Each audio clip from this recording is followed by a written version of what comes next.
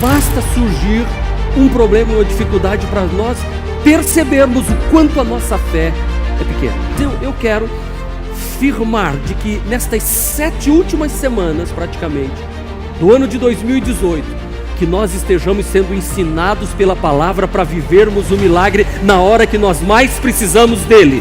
Eu peço, meu Deus, sobre estes homens e mulheres que estão orando comigo hoje, que algo sobrenatural aconteça ainda hoje. O Senhor enviará bênçãos aos seus celeiros, tudo o que as suas mãos fizerem. Pegue esta mão agora e abençoa quem está do seu lado. Encha o seu coração de fé, pois através da sua vida um grande milagre vai acontecer. É na autoridade do nome de Jesus que eu declaro agora: homens e mulheres, mais do que vencedores neste lugar, em nome de Jesus. Que seja rejeitado agora e colocado por terra todo pensamento de derrota, todo espírito maligno enviado para roubar, para matar e para destruir sonhos. Nós declaramos vencidos.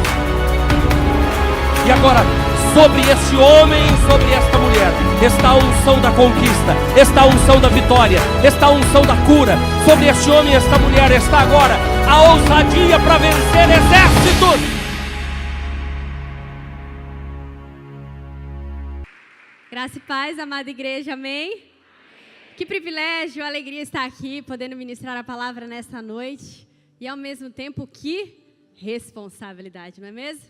Mas eu creio que milagres dos céus estão disponíveis para nós nesta noite. Você crê? Estamos aí numa série de mensagens impactantes que tem impactado, que tem sido verdadeiramente os céus na terra e a terra alcançando os céus através das nossas vidas. E hoje o tema da ministração é o milagre no ministério. Eu não sei se você já parou para pesquisar um pouquinho o significado da palavra ministério.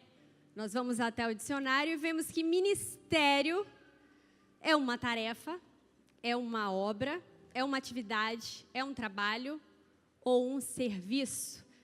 Ministério é também uma ocupação exercida por alguém. Será que você pode olhar para a pessoa que está do seu lado e dizer: ministério é aquilo que você faz?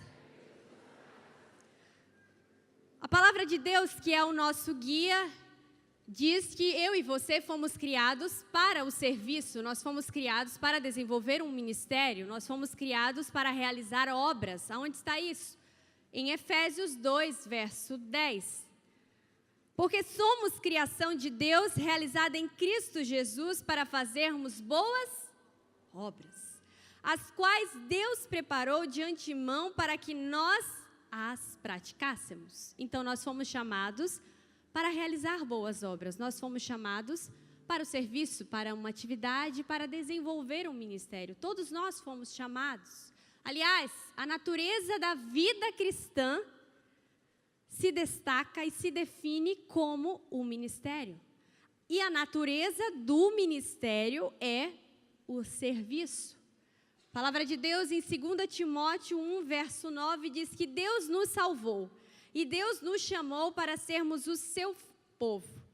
Não foi por causa daquilo que eu e você temos feito, mas porque este era o seu plano e por causa da sua graça.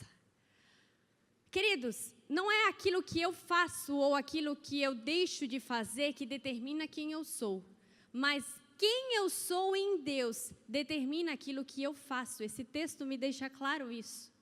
O texto anterior que eu acabei de ler, 2 Timóteo 1:9, você, querido irmão, você, querida irmã, não foi salva por Deus, não foi escolhida por Deus para ser povo dele, para ser nação santa, para ser nação escolhida, por aquilo que você fez, ou seja, não são as nossas obras que nos dignificam diante de Deus, não são os nossos serviços, não é nem mesmo o nosso ministério que nos qualifica diante de Deus, mas é quem nós somos em Deus que nos qualifica e nos determina aquilo que nós deixamos de fazer e fazemos. Quantos estão acompanhando? Podem dizer amém?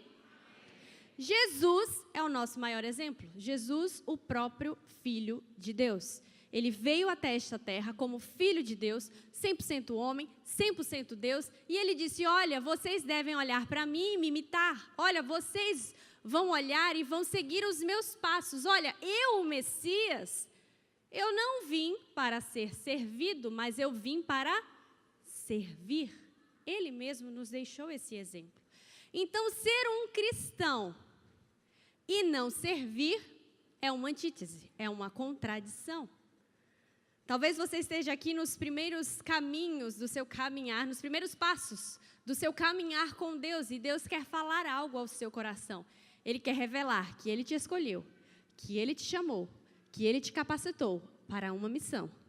Mas você precisa entender que aquilo que você faz é para Ele, e porque Ele te chamou para este propósito, para esta missão. É claro que quando a gente está aqui diante da palavra de Deus, a gente tem uma certeza e uma consciência. A palavra de Deus é boca de Deus, é falando diretamente comigo. Então, nesta noite, eu tenho a plena convicção que o Espírito Santo vai ministrar ao seu coração. Que você vai trazer a certeza dentro de si, do seu interior, que você foi escolhido por Deus para um propósito. E que você pode sim experimentar um milagre no seu ministério, um milagre no seu serviço, um milagre nas suas atividades, naquelas coisas simples que você faz, seja aqui ou fora. Romanos 7, verso 4 diz: vocês agora pertencem a Ele, para ter uma vida útil no serviço de Deus. Em outra tradução diz: a fim de que venham a dar frutos para Deus. Outro texto muito conhecido de todos é aquele que está no Evangelho de João 15, dos versos, diz: eu sou a videira, vocês são os ramos. Se alguém permanecer em mim e eu nele, esse dá muito fruto, pois sem mim vocês não podem fazer coisa alguma. Vocês não me escolheram, mas eu os escolhi para irem e darem fruto, e o vosso fruto permaneça. Queridos, se eu e você nos dizemos cristãos, nos dizemos seguidores de Cristo, a gente tem que entender que o nosso chamado e o nosso destino significa ser frutífero. Significa que eu e você precisamos produzir frutos. Aliás, os frutos só vêm se nós estivermos ligados a Ele, a Cristo. Quando eu falo em frutos, possa ser que você fique de antemão sem entender algumas coisas do tipo: o que seria eu produzir um fruto se eu não sou, de repente, uma jaqueira para produzir uma jaca? Falando em jaca, eu fazendo a mensagem, me lembrei do suco de jaca maravilhoso. Ela não está aqui, né, Carminha? Está ali no berçário, que eu tomei, que a irmã Carmen fez segunda-feira. Que suco maravilhoso! Um suco de jaca. Alguém aí já tomou na vida? Eu vejo muitas pessoas levantando a mão, só eu que nunca tinha tomado na vida. Fato é, queridos, que quando eu tomei, eu disse: nossa, mas que jaca doce, que suco gostoso. Sabe quando você prova uma coisa e você diz assim: isso é realmente algo natural, isso vem da essência, isso vem diretamente da fruta, e não com conservantes, aqueles sucos de caixinha, sem graça, né? Eu quero te dizer, querido, querida, que o fruto na sua vida significa que quando alguém provar da sua vida, ele vai sentir o gostinho de Jesus. Quando alguém olhar para a sua vida, para os seus atos, para as suas ações, para o seu jeito de ser, ela vai ver o brilho de Jesus através da sua vida. É isso que a palavra de Deus está dizendo. E você acredita que a palavra de Deus é luz para o seu caminhar?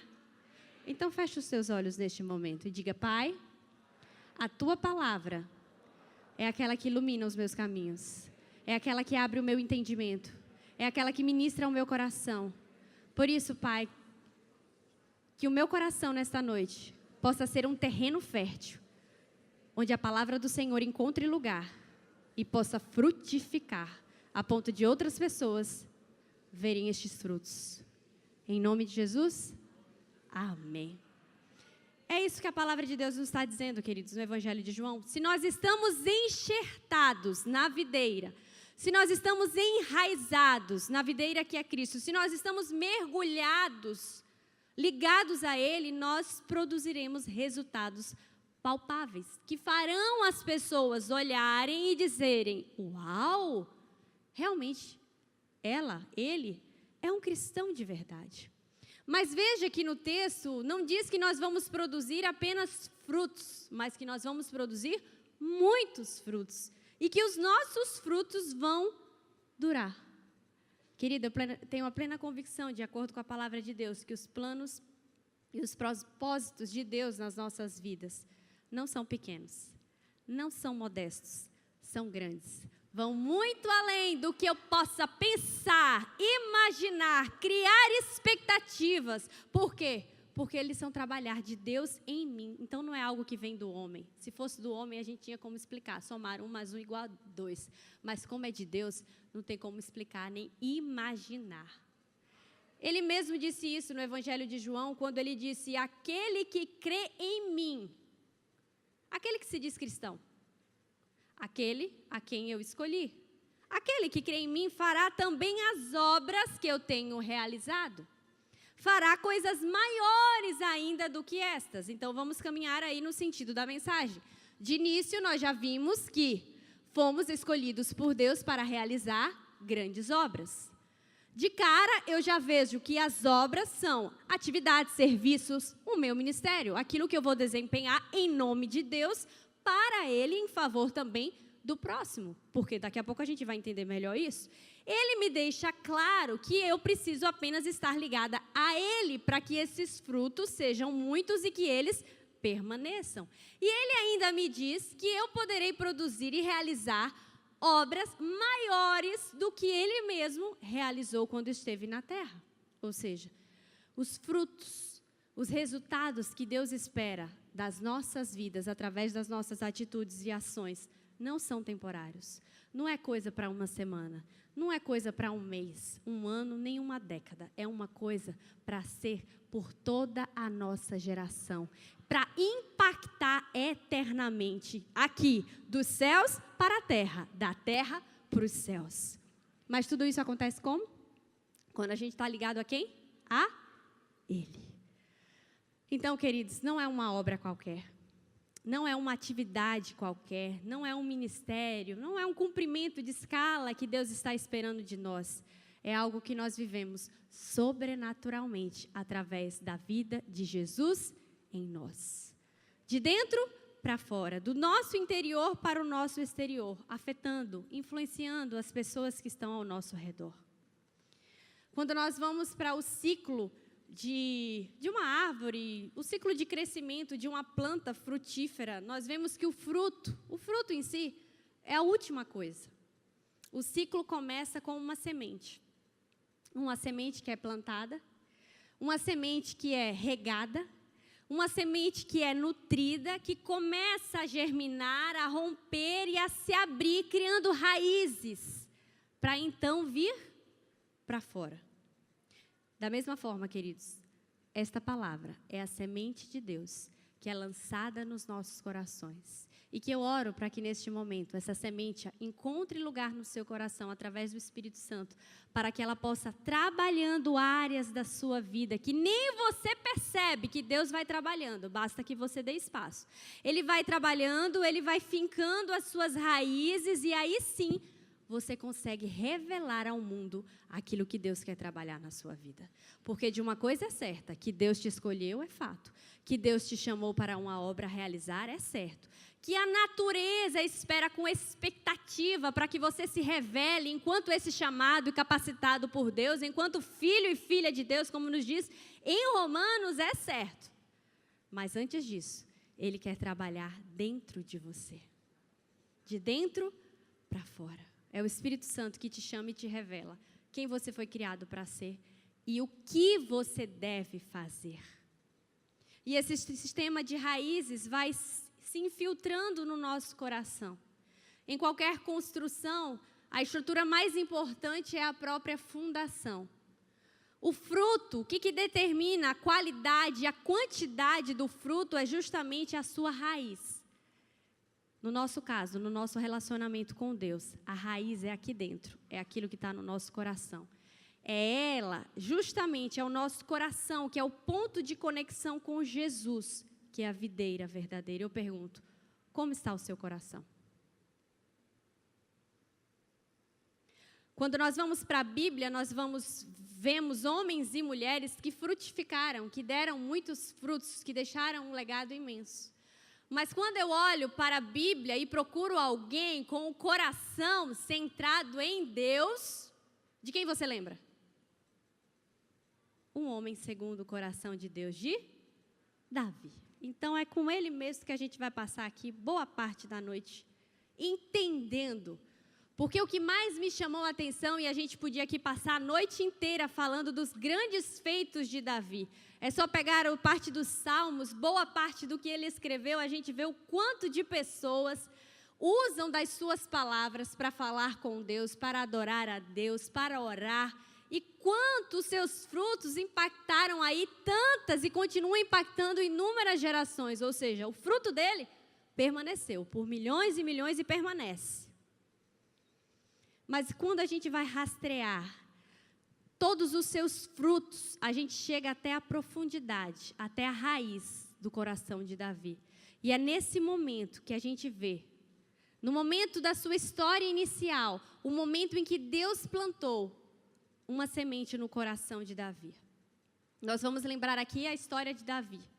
Davi, ele foi esquecido, ele foi desprezado, né? Ele foi deixado de lado, dentro da sua casa, pelo seu próprio pai, pelos seus irmãos. Conta-nos o relato da Bíblia, lá em 1 Samuel, que Deus envia o profeta Samuel para ir até a casa de Jessé, pai de Davi, para que ele escolhesse, enviado por Deus, direcionado por Deus, aquele que seria o rei de Israel. Ele iria ungir o novo rei. Talvez, como nós temos acompanhado, só para se entender, a figura do nosso presidente eleito, Bolsonaro, sendo acompanhado aí por todos aqueles que ele está nomeando enquanto ministro, né? É uma expectativa muito grande. Muito mais do que isso, era a expectativa que os irmãos lá de Davi estavam. Quem vai ser? Quem vai ser? Tu é muito alto, tu é mais forte e tal. O profeta lá chega até a casa, olha todos os filhos de Jessé, e é bem verdade que ele olhou para um deles, para o Eliabe, talvez fosse o mais forte, e pensou consigo mesmo, acho que é esse aí que Deus quer ungir. No mesmo momento, o profeta Samuel, direcionado por Deus, ele ouve a voz de Deus e Deus fala com o profeta e diz assim: Samuel, não olhe para o exterior, não fique impressionado com a sua aparência e estatura.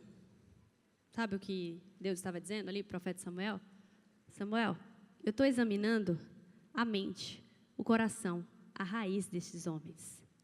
Eu estou procurando alguém em que eu possa crescer dentro dele, para que depois disso eu o faça crescer para fora. Eu creio que Deus está falando com você nesta noite.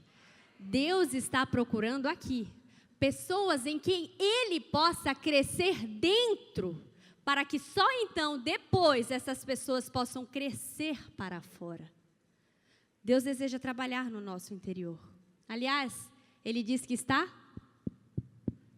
à porta. Ele diz que está desejando se relacionar conosco. Eis que estou à porta e bato. Se alguém entrar, se alguém abrir o seu coração, Deus está procurando pessoas que deem acesso a Ele.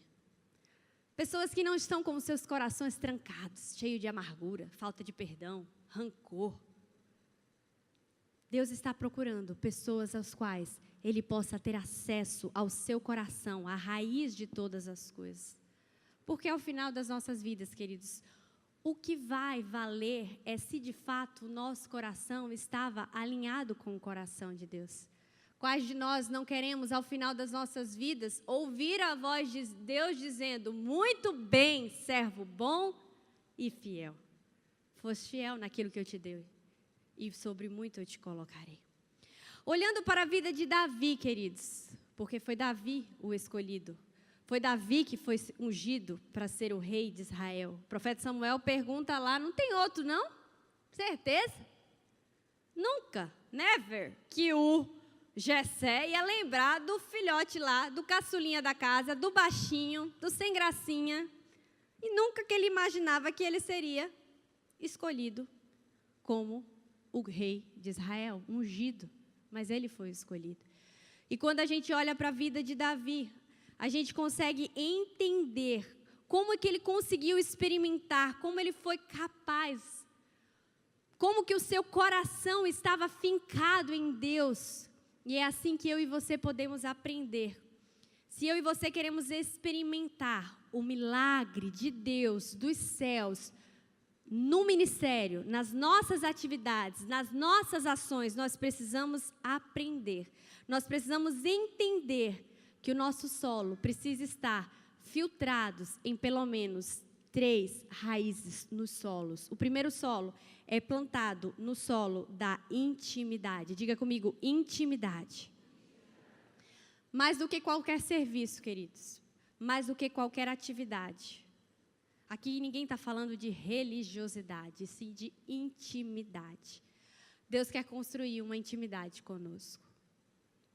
Aliás, no Evangelho de Lucas, ele diz: ao Senhor teu Deus adorarás e só a Ele servirás. Isso deixa muito claro para mim e para você que Ele nos convoca para servir. Que Ele nos chamou para o serviço e não pelo serviço. Mas o serviço vem depois.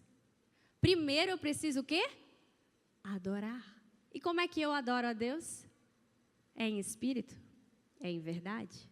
Não é quando todo mundo está vendo. Não é quando as pessoas estão enxergando. É no meu interior. Lembra-se de outra passagem da Bíblia? Jesus olha para Marta e diz: Marta, Marta, por que te preocupas? Marta, Marta, tu está servindo. Tu está cumprindo aquilo para o qual eu te chamei, eu te escolhi. Mas Marta, Maria escolheu a melhor parte. Maria está cumprindo aquilo que vem antes do servir. Maria está perto de mim. Jesus está aqui dizendo: quem são aqueles que estão próximos de mim? Quem são aqueles que querem estar perto de mim? Caminhando em intimidade, em relacionamento comigo. A primeira coisa que Davi fez, queridos, após ser ungido como rei de Israel, na frente dos seus pais e dos seus irmãos, aqueles que o rejeitaram, sabe o que Davi fez? Voltou para o campo. Voltou para cuidar das ovelhinhas. Sabe por quê? O campo era o lugar secreto de Davi. O campo era o lugar em que ele desenvolvia o seu relacionamento com Deus, a sua intimidade com Deus. Foi no campo, aliás, que Deus pôde desenvolver habilidades em Davi a ponto dele conseguir enfrentar ursos e leões. Foi no campo, no lugar secreto, em que Deus foi habilitado para depois cumprir o propósito para o qual ele foi chamado. É no secreto, queridos, que Deus cria o nosso sistema de raízes profundas. Para que os frutos cheguem, para que os milagres que a gente tanto espera. Quantos aqui querem ser usados de forma poderosa por Deus? Quantos querem ver Deus agir em sua vida e através da sua vida? Diga eu. Antes disso, para que isso aconteça, para que o poder natural e sobrenatural de Deus haja através de nós, primeiro Ele precisa agir dentro de nós. O primeiro chamado de Deus às nossas vidas é para estar com Ele. A intenção de Jesus sempre foi essa. Quando Ele estava com os discípulos e Ele chamou os discípulos e Ele escolheu os discípulos, Ele escolheu não para matricular num curso de teologia, não para ensinar uma missão, uma doutrina específica. Ele disse: venham comigo. Ele disse: deixem, neguem vocês a sua própria causa, o seu próprio interesse e siga-me. Acompanhe-me. Ou seja, esteja comigo aqui noite e dia e noite, aprenda comigo. E constantemente, queridos, os discípulos eram acordados. E Jesus estava próximo, mas do nada Jesus não estava. E quando eles iam procurar, Jesus estava dormindo. Jesus estava orando. E uma dessas passagens é tão interessante que um dos discípulos, a Bíblia não me diz quem é, olha... Quando vê Jesus orando, eu imagino que algo dentro dele se agita, eu imagino que ele vê a comunhão do próprio Filho de Deus com o seu Pai, de Jesus com o seu Pai, e ele fala: mestre, será que tu podes me ensinar como orar dessa forma? No Evangelho de Lucas, diz aí o texto na palavra, e aconteceu que, estando ele a orar num certo lugar, Jesus não estava lá próximo, e quando acabou, lhe disse um dos seus discípulos, Senhor, ensina-nos a orar. É assim que Deus faz conosco, queridos. Quando nós passamos tempo com Ele, no nosso lugar secreto, algo dentro de nós se agita. Algo dentro de nós pede, clama, busca por mais e diz, Senhor, eu quero mais, Senhor, eu quero entender mais. E aí a gente vai vendo que os nossos gostos já estão parecidos com Ele, que a nossa maneira de ser já está mais próxima àquilo que Ele sonha para a gente. Porque é assim, quando a gente se aproxima de Deus, quando a gente se aproxima de Jesus, quando a gente tem intimidade com o Espírito Santo, Ele vai trabalhando dentro de nós, a ponto de nós não conseguirmos mais viver para nós mesmos, mas vivermos para Ele e para aquilo que Ele quer fazer e deseja fazer através de mim e de você. Foi assim lá, é assim hoje, continuará sendo. Veja bem, o milagre no ministério. O que Deus espera de mim e de você é que o nosso serviço, que a nossa obra, que o nosso ministério não venha a ser convencional, mas venha a ser sobrenatural. Os céus chegando na terra e a terra alcançando os céus, a partir de mim e de você. Mas o segundo solo que eu vejo que Davi foi plantado, que as suas raízes estavam bem profundas, Davi foi plantado no serviço. E talvez você achava que o ministério se resumia ao seu serviço. É o segundo solo na vida de Davi. Aliás, o texto me deixou claro, eu estou ligado à videira. E por eu estar ligado à videira, eu produzo frutos. Então, eu estou ligada a Deus, eu estou ligada a Jesus. E tendo Ele na minha vida, é natural, é consequência que os frutos vão aparecer. Mesmo depois de Davi ser ungido rei de Israel, Davi volta para o campo, Davi volta a ser o pastor das ovelhinhas, volta para a sua intimidade com Deus, mas Davi continua servindo à sua autoridade, seu pai, mesmo sendo rejeitado.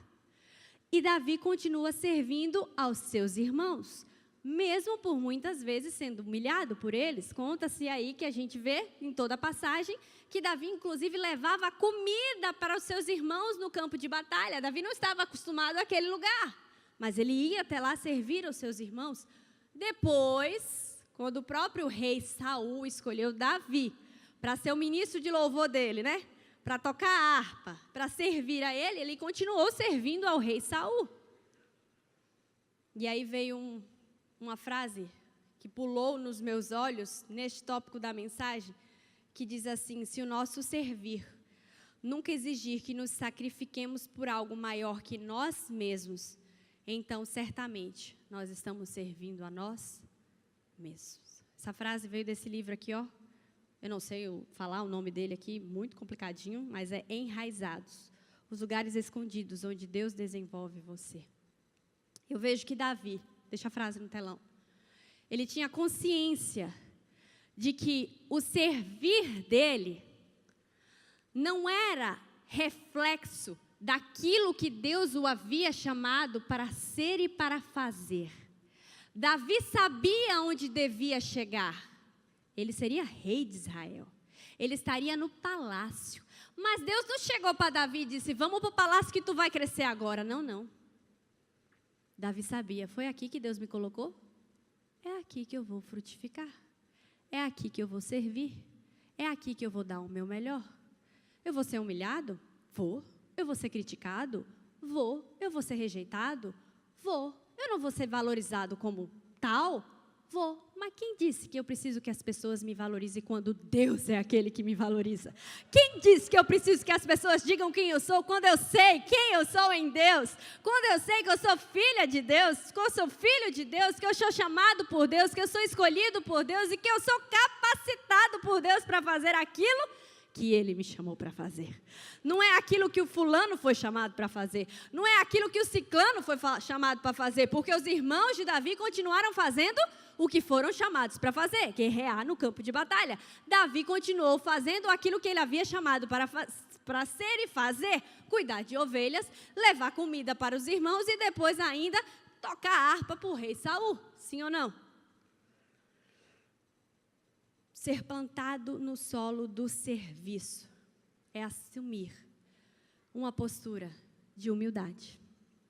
É assumir um coração de servo. Servindo, Davi me mostrou e mostrou a mim e a você que ele escolheu confiar em Deus. Que ele escolheu confiar nas promessas de Deus para a sua vida. Que ele escolheu confiar nos lugares aos quais Deus levaria ao seu tempo. E aqui, ao seu modo, Deus o exaltaria. Em vez de tentar fazer na sua própria força ou fazer as palavras se cumprirem na sua vida de qualquer jeito. Eu não sei em que etapa, processo da sua vida você está. Eu sei de uma coisa. Deus te chama para uma intimidade, para um relacionamento com Ele. Deus te chama para você servir a Ele. E talvez você diga, como a gente ouve demais essa frase, como talvez você já falou essa frase, eu não sei fazer nada. Não, isso não é comigo. Não, esse não é o tempo. Eu estou fazendo outras coisas, eu estou ocupada agora para outras coisas. Olha, eu não posso. Todas as vezes que eu e você dizemos não para o servir a Deus, dizemos não para o serviço, nós mesmos, veja bem, não são os outros. Não é Deus, somos nós mesmos que dizemos e nos colocamos em gaiolas que nos impedem de alcançar voos altos que Deus tem para nós. Esses achismos, essas desculpas, todas são focadas na mentalidade do eu. Eu não posso, eu não consigo, eu não sou capaz, eu não aguento isso, não dá para mim. Na Bíblia nós vemos quantos homens e mulheres poderiam ter sido impedidos de viver tudo o que Deus sonhou, os grandes milagres de Deus nas suas vidas e através das suas vidas. O primeiro deles é Davi. Humilhado, deixado de lado. Mas tem José. José foi maltratado pra caramba, né? Tem mais. A mulher samaritana teve aí uma série de desajustes, problemas, feridas emocionais, casamentos fracassados. Quem era ela para voltar para a cidade falando alguma coisa? Nós temos Abraão e Sara, que eram velhos demais. Sara até riu da promessa, primeiramente. Moisés gaguejava, Jeremias era depressivo, Pedro era impossível e temperamental, Timóteo era tímido, tadinho. Todas essas desculpas eram apenas gaiolas que tentavam prender, impedir o cumprimento das promessas e dos grandes milagres de Deus na vida desses homens e mulheres. Mas Jesus, veja bem, Jesus, tudo que eu falei aqui a gente sabia desses homens e mulheres da Bíblia, sim ou não? Todo mundo via que Moisés gaguejava, que Davi era o rejeitado. Todo mundo via isso, sim ou não? Mas Jesus vê isso? Jesus encontra em nós não aquilo que nós somos, mas aquilo que nós podemos nos tornar. Veja bem, muitas pessoas te conhecem pelo seu presente. Elas dizem quem você é hoje. Talvez outras pessoas te conheçam pelo seu passado. Elas dizem quem você foi. Mas eu quero te dizer, só tem uma pessoa que conhece e sabe quem você vai se tornar e o lugar que você vai chegar. É o próprio Deus, e este lugar é o seu destino. É o lugar que Ele sonhou para a sua vida, que Ele planejou antes da fundação do mundo, que Ele planejou quando você ainda estava no ventre da sua mãe. E é por isso que eu e você podemos trocar o eu não posso por eu posso sim. Todas as coisas, não por mim, mas naquele que me fortalece. Ele me fortalece. Glória a Deus. Eu não tenho o que temer. Mas o terceiro solo em que Davi estava plantado, enraizado, foi o solo da comunidade. Será que você pode cutucar o irmãozinho que está do seu lado e dizer, chegou em você? Chegou em mim? Chegou em nós. Num momento muito difícil da vida de Davi. Vocês estão vendo aí que a gente está vendo a vida de Davi assim, né? Deus deu a ele um bando de desajustado para ficar do lado dele. Davi agora, em outra cena, ele está correndo do rei Saul, porque o rei Saul quer matar ele de todas as formas, por causa de uma bendita musiquinha que criaram. Saul matou milhares, Davi seus 10 milhares. Aí ele entra numa caverna. Por permissão de Deus, a família, os amigos de Davi, tudo vão para lá. E um bando de homens, 400 homens. Não era gente boa não, viu gente? Vamos ver quem eram esses homens. Eu acho que está aí o texto. Está aí o texto. Depois Davi, retirando-se desse lugar, escapou para a caverna de Adulão. Ajuntaram-se a ele todos os que se achavam em aperto. Não bastava o aperto que ele estava interiormente. Todos os endividados, ninguém gosta, né, gente? De gente endividada do lado, pelo amor de Deus. E todos os amargurados de espírito, gente depressiva. E ele se fez chefe deles. Havia com ele cerca de 400 homens. Foi ali, queridos, que Deus trabalha na vida de Davi. E Davi consegue aprender a confiar nos seus amigos, nos seus irmãos. Mais do que isso, ele sabia por que ele passou tanto tempo em intimidade com Deus, que Deus estava trabalhando. Ele sabia por que ele se humilhou e não se exaltou e viveu em humildade, sabendo que Deus concede graça aos humildes e não aos orgulhosos e aos arrogantes. Ele sabia que Deus estava colocando aquele povo ali com algum propósito. Como Deus vai colocar pessoas difíceis do nosso lado com um propósito. E Ele quer trabalhar em nós. Davi se fez líder. E aqueles homens, depois a gente vê lá na frente, que eles se tornaram os grandes valentes de Davi. Mas na hora do vamos ver, ninguém imaginava que Davi, usado por Deus, iria operar um milagre desse tamanho. Jesus é o nosso maior exemplo, muito mais do que Davi. E Ele nos dá o exemplo e nos dá também homens, enquanto humanos, para ser o exemplo. Para a gente já não achar que por Jesus ser filho de Deus, 100% homem, 100% Deus, não poderia ser tanto comparado. Jesus também vivia em comunidade. Jesus vivia em relacionamentos. Jesus mostra para mim e para você que Ele não veio para viver em solidão, solitário.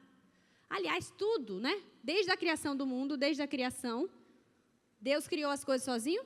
Não, Deus estava na Trindade. Deus Pai, Deus Filho e Deus Espírito Santo. Passamos, né? Todas as coisas. Passamos, plural. Quando foi lá na Arca de Noé, entrava só o leão macho? Entrava não, entrava o macho e a fêmea. Deus criou Adão e criou Eva. Aliás, criou Eva para se relacionar com Adão.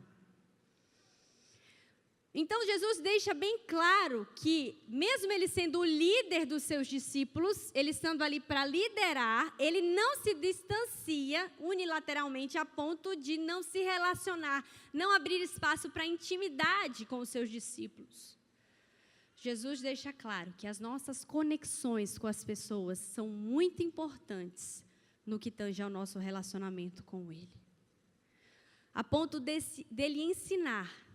Ele nos ensina na sua palavra, que se você está vindo aqui até o altar, em comunhão com Deus Pai, oferecendo uma oferta a Ele, e você está desconectado com o seu irmão, o que ele fala? Volta. Conecta-se com o seu irmão, para depois se conectar a mim. Ele é tão claro nos relacionamentos que ele diz, não adianta você dizer que me ama, se você olha para o seu irmão com ódio. Se você passa pelo seu irmão e diz... Ai! Ou então vira, fala Jeová mesmo. Ou então vira a cara. Como se não tivesse ninguém passando do seu lado. Fingindo que você não quer falar com aquela pessoa. E tem isso dentro da igreja? Tem. Diga para a pessoa que está do seu lado. Tem, é? E como é? E tem dentro da família? Tem. E será que tem um propósito de Deus colocar essas pessoas do nosso ladinho? Diga, tem. Deus diz, você quer me amar? Então ame as pessoas. E comece a amar aqueles a qual eu tenho colocado do seu ladinho. Pai, mãe, irmão, irmã, cunhado, cunhada, sogro, sogra, genro, nora. E o que falar da família da fé, dos irmãos em Cristo Jesus.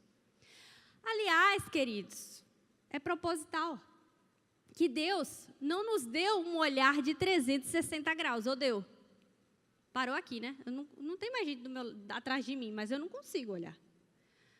Então, eu não consigo perceber tudo que Deus quer trabalhar na minha vida.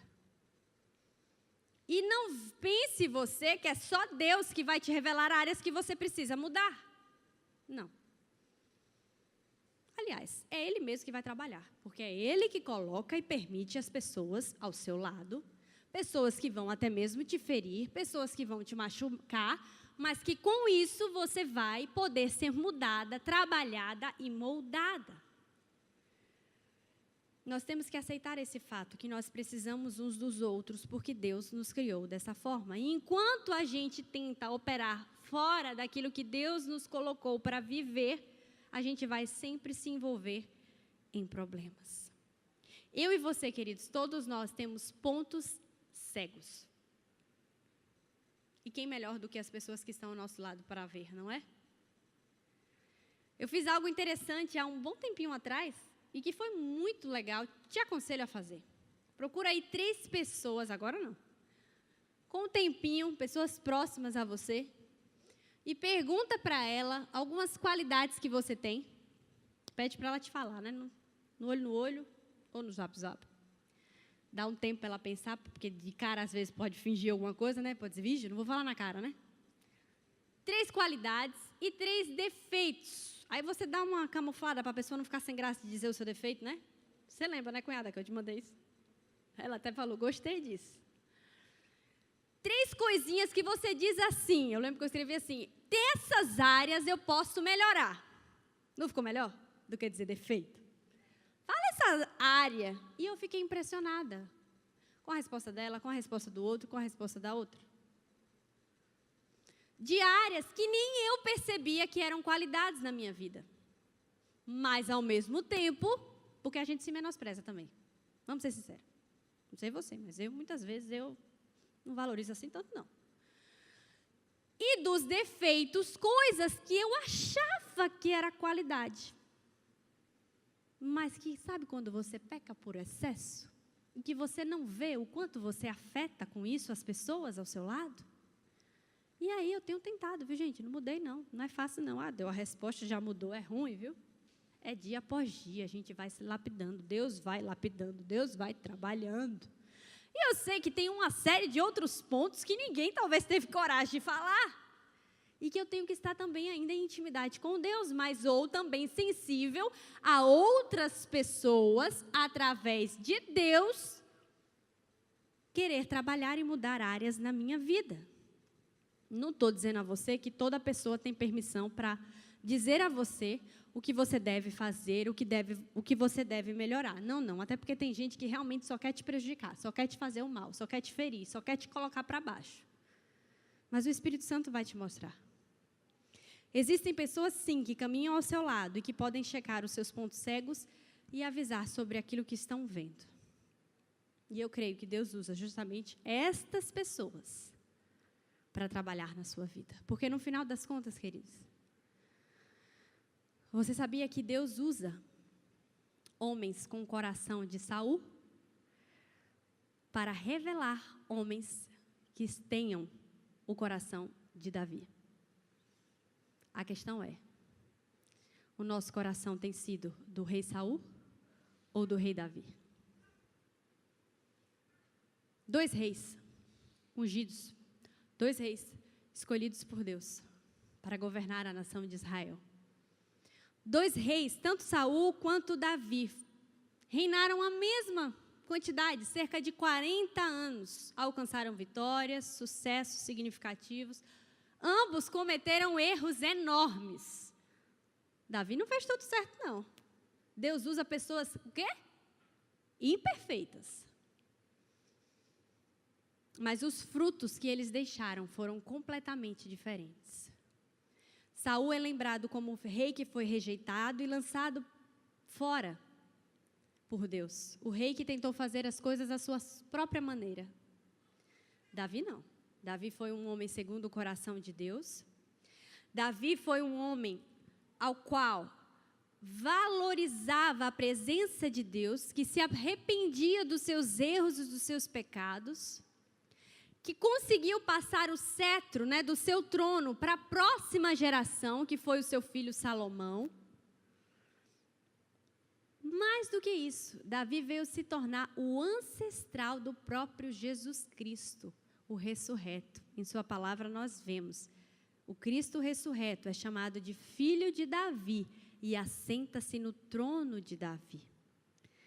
Isso é um fruto duradouro ou não, queridos? Saul não teve as suas raízes aprofundadas em Deus. Davi, claramente, aprofundou as suas raízes no solo da intimidade com Deus, no solo do serviço, do servir e no solo da comunidade. Fechando a mensagem e relembrando todos os tópicos. Intimidade não é aquilo que é visto. Quantos mais anos se passam, mais intimidade eu tenho com meu esposo. Mas a maior intimidade que eu e ele podemos ter é no nosso quarto, é no nosso secreto. É quando estamos juntos, olhando nos olhos, falando até mesmo de dores, de erros, ou celebrando momentos. Deus quer falar para nós, queridos, que tudo isso aqui é maravilhoso, o ambiente de igreja, o frequentar o culto, o de se alimentar da sua palavra. Mas isso daqui precisa ser o reflexo diário nas nossas vidas. E como é que a gente consegue isso? Chegando em casa e falando com Deus a respeito de tudo que foi falado hoje. Acordando amanhã e falando novamente as coisas que Deus tem ministrado ao seu coração, porque a palavra dele vai sendo renovada dia após dia. E você vai criando cada vez mais intimidade com Deus e você vai cada vez mais se parecendo com o próprio Deus, naquilo que você faz, deixa de fazer, naquilo que você é, e quem você é, refletindo aí nos seus atos. Quando a gente vai para o segundo solo, o solo do servir, eu me lembro de Moisés. Moisés, quando saiu lá do palácio do Egito, no momento da sua vida, ele foi servir, e que todo mundo conhece essa passagem, em que ele viu o grande milagre, que foi a sarça que não se queimava, né? Que não se consumia. Eu pergunto a você, o que ele estava fazendo naquele lugar? Ele estava levando o rebanho de quem? Seu sogro. Moisés estava desocupado? Moisés estava servindo. A quem? Ao outro. Cuidando de ovelha que nem era dele, do rebanho do seu sogro. Mas ele estava ali, Deus me colocou aqui, é aqui que eu vou ser plantado, é aqui que eu vou frutificar. E é ali que Deus se revela de forma sobrenatural para o chamado de Deus na vida de Moisés. Onde Deus te plantou, querido? Quem Deus tem colocado para caminhar ao seu lado? O que você tem feito no lugar em que Deus te plantou e o que você tem feito para com as pessoas que Deus colocou ao seu lado para caminhar? E na sua vida de comunidade, como você está?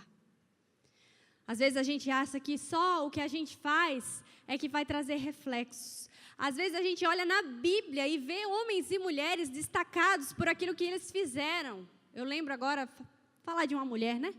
De Esther. A gente lembra com, né, vigor, com alegria, com grande beleza, que Esther chega no momento e diz, eu vou até a presença do rei, eu vou enfrentá-lo, se eu morrer, morri. Mas ela agiu assim por quê? Desde o início, porque ela queria? Quando Mardoqueu chegou para ela e falou do grande massacre que ia haver com o seu povo, ela logo criou desculpa. Não, meu primo, não tenho como não. Se eu me apresentar, eu morro. Quem foi? Foi Mardoqueu, o seu primo, que foi o grande encorajador na vida de Esther, a fim de ela alcançar o grande propósito de Deus na sua vida e a posição que ela estava ocupando naquele lugar. Deus coloca da mesma forma pessoas ao seu lado para te encorajar, para te levar a ir além, para te mostrar que pessoas ferem sim, mas curam também. Pessoas jogam pedra? Jogam, mas outras pessoas nos levantam também e nos levam adiante para mais perto dos milagres, das promessas que Deus tem para mim e para a sua vida.